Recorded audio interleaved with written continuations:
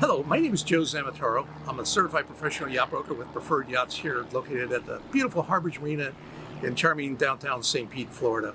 Today, I'm going to introduce you to somebody special. It's the designer and builder of this Catalina 425.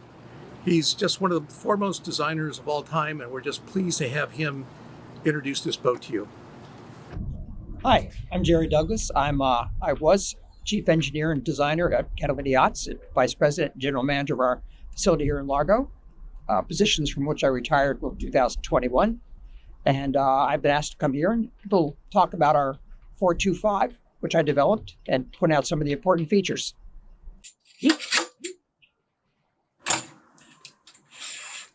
Leave us. Hi, we're aboard the Catalina 425, which is one of our latest and last boats in the 5 series. But I'd like to point out some of the special features I think make this boat exceptional. It really is a combination of all the best features of all the 5 series boats, include a few additional extra features that now become standard. First, we'll start on the transom here. Use the standard Lumar hatch that's big enough to hold a 6-man life raft. On this side of the stern, there's a facility for an outboard motor bracket that will allow the motor to be stored with the power head below the top of the rail, so it doesn't disrupt your view from the cockpit. It's kind of a nice feature, as most folks end up carrying a small outboard of some kind. There's the cockpit. The swimming ladder is right here. It's designed so that it also can be deployed from the water as required by CE rules and recommended by ABYC. Cockpit showers right here. Access to the rudder post for engaging the emergency tiller. Our twin helms with steering gear by Edson.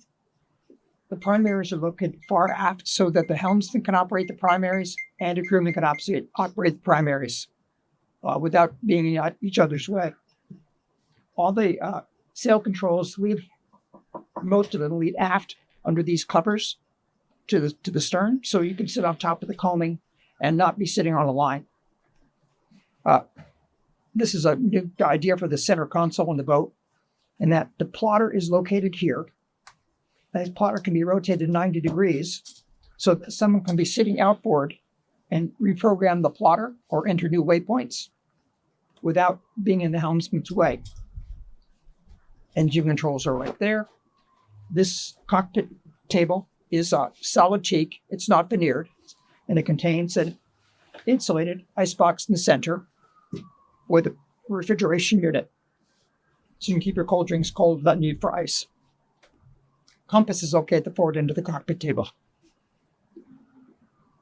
Something that I think is kind of unique for this boat is that this is designed so that this side of the cockpit, I'll deploy it, can be opened up. So now we have a nice double area that can be either a big sun pad, a lounge, or a great place for the off-watch crew to sleep. Plumbings are deep enough, they're 14 inches tall, so they feel very secure on both sides. So you could sleep there on either tack underway, which is a great place for off-watch to be able to take a nap while the helmsman's at the wheel. As with all Catalinas, the cockpit seats are long enough to sleep on. They're at least 6'6" long, which I think is an important feature of someone who likes to sleep in the cockpit occasionally. And with the taller combings, you have nice sense of enclosure and privacy if you're in an anchorage. On the port side of the cockpit, we have access to what we call the flex row. It's a space designed to work as a cockpit locker or a cabin.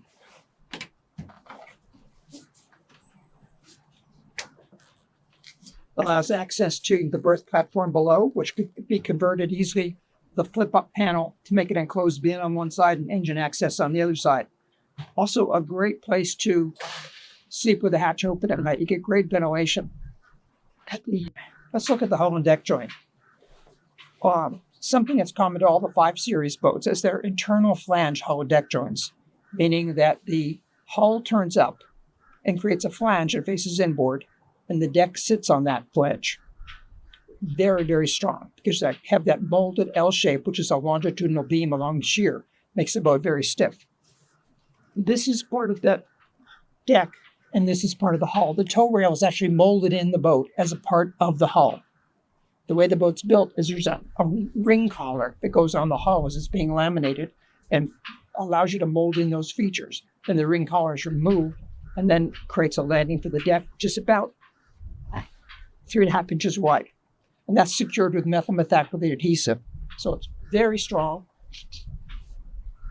hardly ever leaks or wouldn't leak unless damaged. It turned out to be a great detail with the molded in tow rail length of the boat. All the stanchions are on raised pads so that, one, if there's ever a leak at a stanchion, it won't be sitting in a puddle of water. Also helps the laminators locate the aluminum backup plates for the stanchions. They're located inside the laminate. Notice that the solid rails go all the way aft and all the way forward to the cockpit gate, which makes it very secure feeling when you're entering or exiting the cockpit. It's just great to have a place to land on. And all the 5 Series boats, the cockpit seat top is the same level as a weather deck. So it's a very secure feeling going from the weather deck forward or from the weather deck back into the cockpit with something rigid to hold on to. Much more secure feeling than a lifeline. In the companionway, we have line storage below the cockpit sole. So there's a convenient place for the halyards that come aft and sail controls to be stored below the cockpit, so you don't have a large nest of lines to step over. Control consoles, port and starboard. On the port side, we have kind of a unique feature in that it's designed so this special Gahauer Traveler allows you to control both traveler control lines from one side of the cockpit, which is a really important feature if you're sailing short-handed and have to ease the main in a puff, keep the boat under control. Everything leads out steering from the mast through these smallest possible apertures in the Dodger. All the controls are right here and easily accessible. Companionway in this boat slides up, it's 2-piece, locks in place, or stows below. We're in the main cabin of the 425. You can see you can read the width of the boat, the full beam from the cabin. There are a lot of cabinets along the side that make the boat feel a little bit smaller and tighter, which is one of my design principles. The cabin should be higher or lower, but at eye level, you want to be able to read the width of the boat and be able to see out of the hull ports when you're seated in the salon anywhere. But this boat has plenty of storage in those lockers below window level, are really easily accessible. A few important things about the 425 structure. Like all the 5 Series boats, this is basically assembled with 5 major molded fiberglass parts. And the laminate at each part is tuned to its function, meaning some parts are very heavy, other parts are lighter, where they don't need to be so heavy, are basically cosmetic liners. 5 pieces of the 5 Series boats are the hull, which is 1 piece. It's made with a removable collar and movable transom, but they're molded as one continuous unit, and then the mold is disassembled to get the part out. So you're not joining 2 pieces, but they're molded as 1 piece. That's the hull. Then inside the hull, below sole level, is a dedicated structural grid, which is molded as a separate part and has supports for the engine, for the boxes, the keel, and supports the mast. It goes all the way forward to the bunk to support the bow. The reason that's important to segregate those 2 elements is for many years it was common among fiberglass boat builders to try to integrate that grid into some of the interior furniture. And we did this boat. My decision was to not try to do that, do a dedicated structural grid and make the structure where the structure needed to be, and then do a secondary part, which is the hull liner, that would go on top of that and create furniture bases and other components to support heads, things of that sort, without having to compromise the structural grid to accommodate those features. So we have a very, very strong structural grid in this boat. It's set with methyl methacrylate adhesive, but it's also fiberglass taped in place. 2 very important features in terms of making the hull grid secure. Some of our competitors have a 1-piece unit, and then they have enclosed boxes at the bottom of the grid that come fit to the hull. And they covered those with adhesive and glued that to the hull. That I don't think is the right way to do it. The way we do it with the tapes and bond, leaving those compartments open, one, gives you more storage, and two, lets you repair any damage if the boat should go around. We have the structural grid, which is dedicated as a structural component, a hull liner, which you don't see much of because most of it's covered with a wood material. The hull liner goes up to just about seat back height. And then the deck, which is one-piece molded deck. In this case, it's a balsa core deck, end grain double scored balsa, which is very important because it won't allow water to spread beyond one cell if you have a damaged deck. And then the deck liner, which is this part, which is reinforced where it needs to be. But for the most part, you try to keep this part as light as you can because it's, for the most part, cosmetic. Now, areas where we bolt things through or have wire chases are especially reinforced.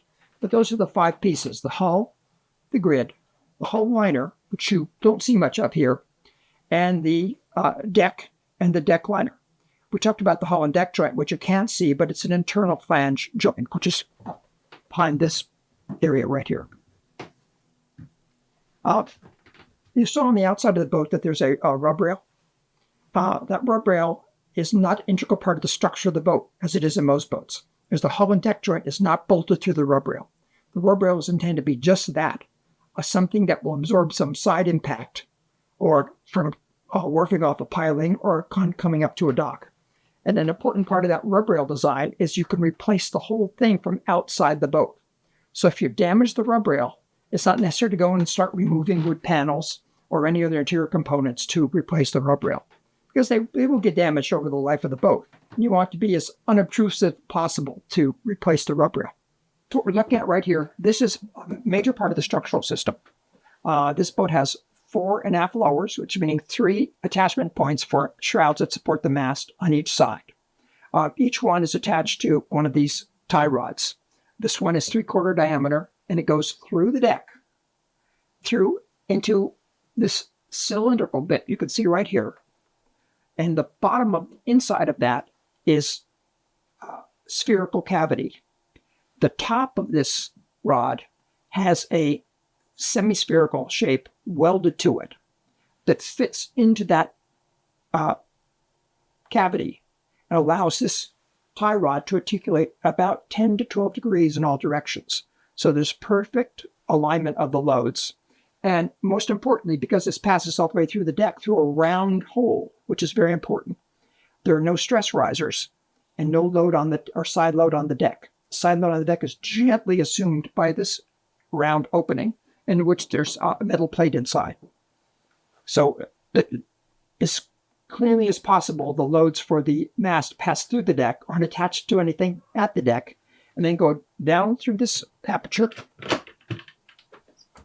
through here, into the seat back. We talked about the hull liner going up and going outboard, which is right underneath this, and being fiberglass to the hull. Inside of that area, that horizontal area, is a 5-inch by 7-inch aluminum beam that goes from this bulkhead forward all the way through that bulkhead. So this aluminum beam goes through the bulkheads, is fiberglass to the underside of this seatback structure. So we have a fiberglass structure containing an aluminum structure that all the tie rods are attached to. This is the aftermost one. There are 2 more forward. All the 5 Series boats also are built with cast lead keels. And there's a fairly deep keel sump that gives you a good place to collect bilge water. And they're stainless steel keel bolts that hold it in place. But the reason that cast lead keels are important, 1, they're much denser and they get the CG much lower for better sailing characteristics. But 2, lead is somewhat soft metal. We add 2% antimony to the lead when it's being cast to make it somewhat more rigid, but still hitting a reef or a submerged object with a lead keel is much more forgiving to the boat than hitting it with a cast iron keel. And a cast iron keel absorbs 0 energy and transmits all that energy from an impact up to the hull structure, and something's going to break inside the boat. Whereas with a lead keel, I've seen many cases where boats have struck underwater objects, be that reefs or some other debris, and it puts a sizable dent in the keel. You can basically repair it fairly easily. It's almost like body work to reshape the forward edge of the keel. So have something below water that absorbs that impact without transmitting it to the hull structure. It's a critical factor. Another important safety feature of the 5 Series, which again is unique among boats this size in the production boat world, is there's a collision bulkhead at the forward end of that berth. That's fiberglass and it's bonded all the way around the perimeter of the hull and the deck, so it's watertight. Below that compartment also forms the anchor locker in the boat. But the floor of the anchor locker is above the water line, so it drains outboard through large drains. But below that floor, it's filled with 40-pound density foam. The concept being that if you hit a submerged object, it's probably going to be just a few inches below the surface. A container is the most likely cause. And if you don't have something there to absorb that impact, like the foam, it'll easily breach the hull. So my concept was to create this intentional crumple zone in the hull that'll go through the fiberglass laminate and absorb that impact before it breaches the collision bulkhead.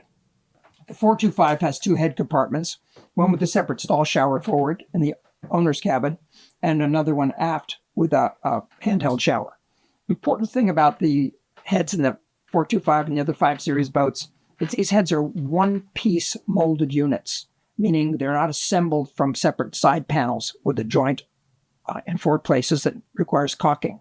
And the sole is molded as part of that. So the only part that's open is on the top, which indexes into that deck layer. And that's an important feature because you have no wood components inside the head, no bulkheads. The nice teak veneer bulkheads on the outside, but on the inside, it's this molded fiberglass compartment. So they'll never have any nasty joints you have to clean out or recaulk. And the sole is a part of that, so the drains go right below. In this boat, the stall shower, right there, it's all molded in as one unit. Really easy to clean and keep looking nice. And again, there'll never be any rot or mildew. These are innerspring mattresses that are custom made for the boat. And it has a joint right there.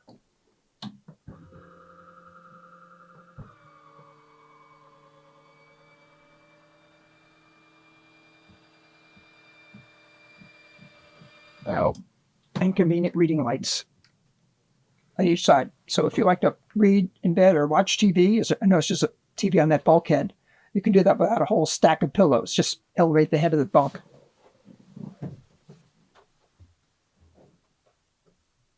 Cabinetry details on the 5 Series boats. This is either maple or ash solid paneling. It's not a veneer paneling. These are solid pieces of hardwood that form these. We glue these to a substrate and install them in the boat. And all the port trims are solid wood. There are no joints in these pieces. They're created by out of one solid piece of hardwood. Or cedar lined. And have shelves that are removable, so you could either use them as hanging or sweater storage. All Catalina interiors are made with solid teak hardwood in all areas which I call high abrasion areas, meaning things you're likely to rub against or bang your tool chest against, or the laundry basket when you're coming out of the boat. So these corners this is solid teak. And that solid teak piece goes from here, in this case, to there. And then they're fastened to the bulkhead from the back to form the cabinet. I think it's really important to have all the high abrasion areas in any boat solid wood so you can sand them out and touch them up.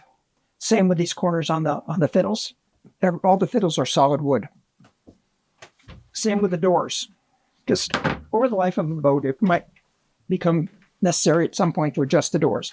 And all these doors are made with solid rails, solid stiles, and they're 4/4 teak. So a little bit heavy, but they're very durable and let you sand them out and touch them up. All the varnishes used in these boats are clear. They're clear as water. If you don't use a clear varnish and you have to touch something up, you'll get what's called a halo, meaning, any varnish that overlaps the old surface, if it's tinted or stained, you're going to have a much darker ring around the touch-up. That's typically not the case with these if it's applied properly. All these arrangements in all Catalina electric panels are basically the same.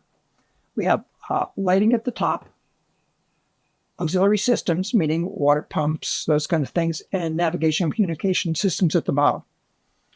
And all Catalinas, the upper rightmost switch, if you're feeling your way in the dark, you find that one, and you've got the night lights on.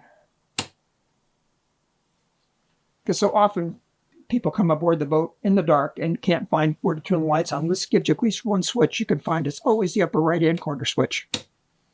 Another important hallmark feature of all Catalinas, not just the 5 Series, but all Catalinas that I've carried over to the design of the 5 Series, is every tank in the boat, meaning this boat has 2 waste tanks and 3 water tanks and 1 to 2 fuel tanks, depending on how the boat's ordered. But all those tanks can be removed with hand tools and fit through that hatch. So you'd never have to do anything destructive to replace a tank in a Catalina. In some cases, it may mean removing a piece of interior furniture, like one of these settees or part of this settee. But it can all be done from inside the cabinet with hand tools. So nothing destructive. You never have to cut anything up to get a tank in or out of a Catalina. You can put it back. I know because I've replaced tanks on my own boat, my 44, and I did it in the afternoon with hand tools. But it's a really neat feature to know that all the tanks, because tanks fail. It's a fact of life. If your boat's 30 years old, you probably need a new fuel tank. It's nice to know you can get in and out of that hatch without doing anything destructive to the boat. Or the mechanical systems of the boat, I think a key feature is the air conditioning systems are designed so that all the ducting is up high where it should be, not low as you see in so many boats. You'll see many vessels that have AC vents on the cabinet faces for a vertical surface with a high ball duct. Well, 1, that's not the right place to introduce cold air into the cabin. And 2, it eats up a lot of storage in the boat. Whereas putting the ducts here behind this fiberglass flange conceals the flange and doesn't subtract any storage from the boat at all. Good. Yeah, all the storage in the galley is really well organized. Top loading freezer right here. A front loading fridge here. And again, all these units fit out through the hatch if you ever have to replace one. To open this door completely, you need to do this. To be able to remove the bench tray. This boat has a second head aft. See, the optional wine cooler is there. But again, this is a one-piece molded unit on the inside. Both the head holding tanks in the 5 Series boats are all gravity drain tanks, which means there's no need for a macerator pump. All the tanks are slightly above the water line. So you reach into the compartment, open a valve, and the tank drains overboard through the bottom, through an 1.5-inch valve. So none of the mechanical complexities of the macerator pump. You have additional wiring, and also the macerator pump tubing tends to be maximum 3/4 inch, and these are 1.5 inches, so it drains in a matter of seconds. Access to steering gear in many twin-wheel boats is often a challenge. I think we've overcome that by building base boxes that cover the steering gear that are easily deployed, so you have access to the shivs and the quadrant from the center of the boat. But the neat thing about this cabin in this boat on the port side is that it's designed so that this berth, this mattress can be lifted up, and this panel, I don't know what he's got going on here, but I'm not going to undo this whole thing. But this panel lifts up, and then these are doors. We were going to show the filter locker, so we want to be able to open that up. A unique feature on all the 5 Series boats is a filter locker. All the filters are centrally located in one space. In this case, this boat has a generator, so we have a primary fuel filter for the Yanmar, a filter for the generator, cooling water reservoir for the primary engine cooling water intake, and generator cooling water intake, all accessible from this compartment. They're not scattered around the boat. So you have to hang upside down with a flashlight in your mouth to find the filters or through holes.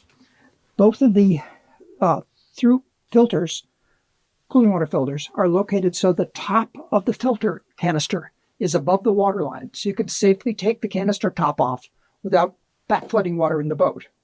And also directly below the filters goes straight down to the hull without any bends in it to the through hull. So that if you have to ramrod out the through hull with a dowel to clear it from debris, you can do it from inside the boat. Access to the bilges is always something I've considered very, very important. You'll see, in this case, the settee is cut back so the base of the settee overhangs the aperture for the bilge compartment. This is part of the molded fiberglass grid we talked about. It's below the sole.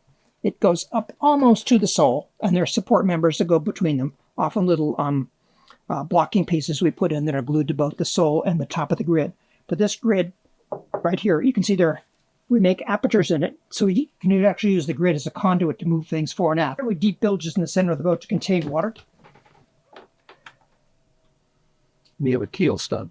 And there's a keel stub. There's a water manifold. What's the advantages of keel stub? The advantage of the keel stub are one, it's much stronger to have those radius forms on both sides, as opposed to bolting the keel to a plate, because a plate has no form stiffness.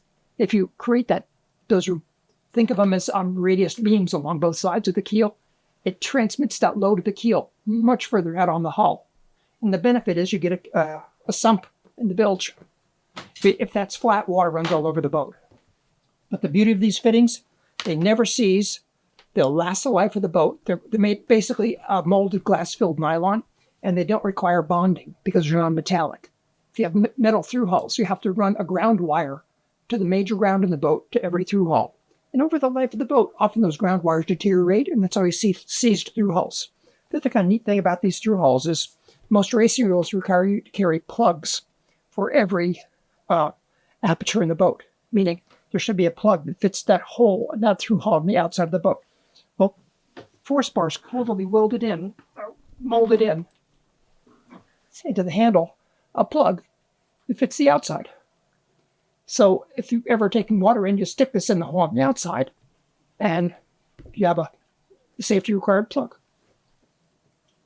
These are home runs for the water system. You see the water system valving is right there so you can suck wet tank.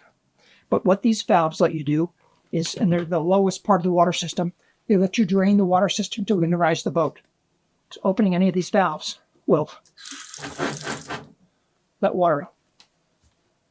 Super easy to winterize the boat because all those valves are lower than the bottom of the tank. This material is actually, it's like a Formica, but it's not Formica brand. It's made by a company called Pionite.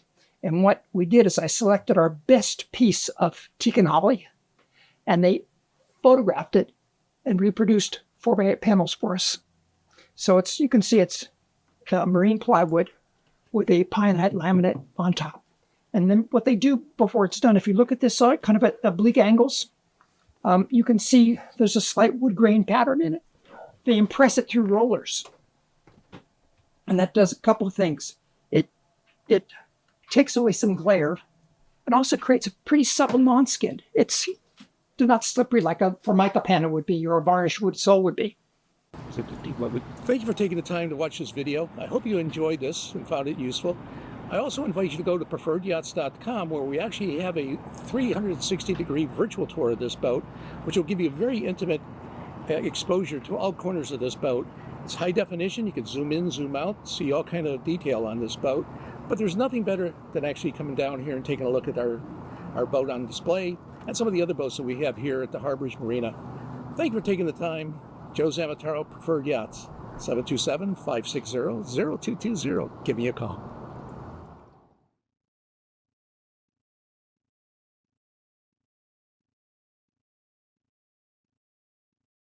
What happened to my own boat, and that's why I get on this boat. Oh, wow. So when you created that bulkhead, have you had instances where they ran into something? I did. Oh, In okay. my own boat. And I said, this is not a good thing. We should have protection against this. We were our routine in California was when we didn't go over onto the island on a Friday night, we would go on in the Saturday morning. And so Tina would go down, we'd get underway, and she'd be asleep and then get up and make breakfast. And we'd have breakfast because it's a 5.5 hour ride there through a big shipping channel, the busiest one in the world, actually. The one going into Port of LA and Port of Long Beach converge inside of Catalina Island. So you're crossing these two major shipping, so you better pay attention. I was down below doing the dishes. Tina was in the cockpit, keeping watch. Word to the wise: never let a librarian with a book keep watch. But in any case, I was at the galley, which is about a side galley, and I was just kind of tidying up, and it felt like we hit a rock. I said, "We're in 1,000 feet of water. There are no rocks between Catalina and." And I looked out of the hatch, which is right above, and I saw the worst thing you can see, which is the rig of another boat. Yeah. Yeah. And he had clipped our bow. It turned out to be a Canadian registered ferro cement boat, looked to be about 60 feet. And this wild-eyed guy came up on deck. He was by himself, I think. And I said, slow down, I'll come alongside, we can hail and exchange information. He said, I really don't have time for that. I said, where are you from? He said, Mexico. I said, where are you going? He said, Canada. So, and you're inside the channel between Catalina and I guess you could do that. But he said, it's okay. Part of his boat was pretty destroyed. And he just took off. That's all we saw them. But I went up for a bow and I noticed the forestay was so slack because right about the waterline, it was a bite out of the boat about 12 inches deep. And that tall. And enough so that the bow was actually a little bit and the forestay was going slack.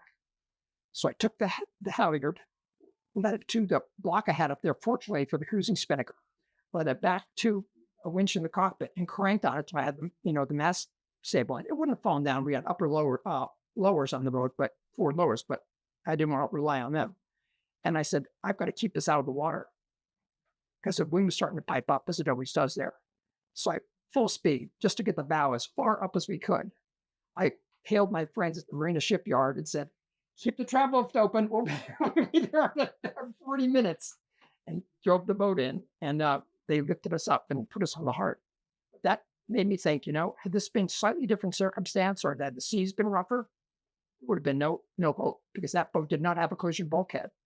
When the insurance company gave me the money to repair the boat, I put in the first collision bulkhead and the collision zone down below on my own boat. But that's, I think, how using a boat informs you about things you wouldn't normally think about if you were just, designing a boat from scratch.